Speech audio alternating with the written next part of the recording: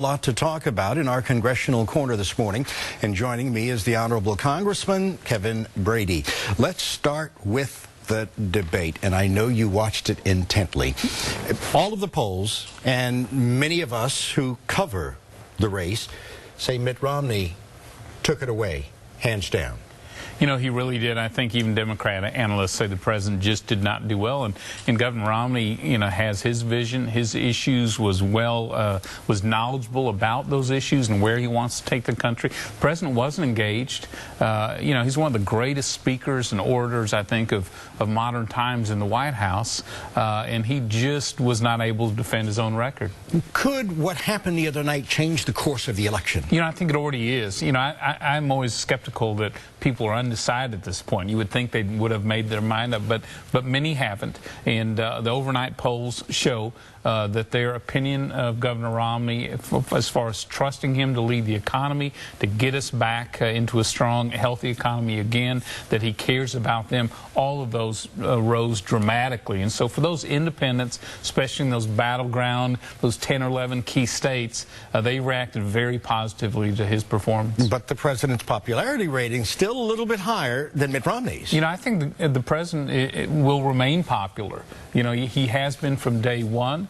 He's a likable person. People like him.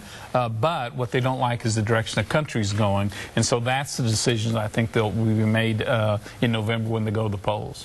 Let's talk about the unemployment numbers that just came out about an hour, in fact, less than an hour ago.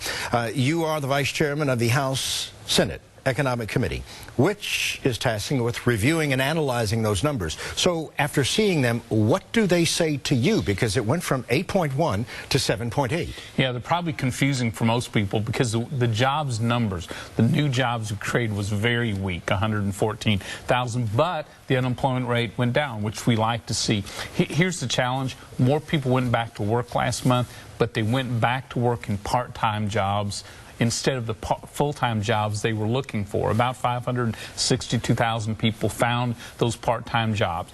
The problem is we don't want a part-time recovery. We want a full, strong recovery.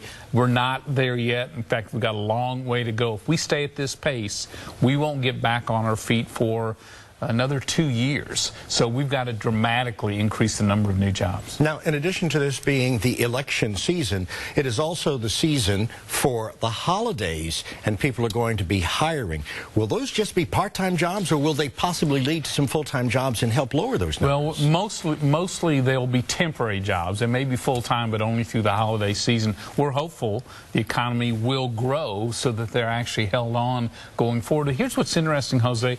You know, consumer spending is back to where it was before the recession. Government spending is back to where it was before the recession. What isn't is business investment in new buildings, new equipment, new software, new technology. That's what drives job creation. That's where we are lagging still in a major way from where we were before. Until we get that up, we won't see the economy we really are hoping for.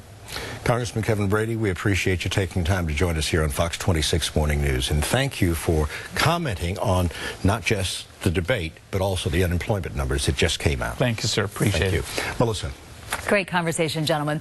Well, the weather is supposed to be